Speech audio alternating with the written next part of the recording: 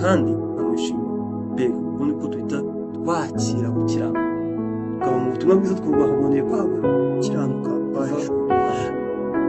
Ngayo ngo tuze neza cyane bavandimwe, ngiyo inkuru nziza y'umukiro. Ni iki ngiki tuba turi kuvuga hano. Turi kukubwira yuko wowe utandukanijwe n'Imana utaratangira gukora ibyaha byawe. Ibyaha byawe ni ikimenyetso cyiza cy'uko uw'Imana ihamya ko uri we uri wenyine. Imana ihamya yuko abantu bose ari abanyabyaha kandi ko baciriweho iteka kubw'ibyaha byabo. Bityo mu buzima bwawe bwa buri munsi urabizi neza ko amategeko y'Imana udashobora kuyumvira. Urabizi neza ko udashobora kwikomanga mu gatuza uvuye ngo njyewe uhereye mu buto bwanjye sinigeze mbeshya. Ushobora kuvuga ngo sinigeze niba wumvishe neza ari cyo kwiba byaba ari cyo.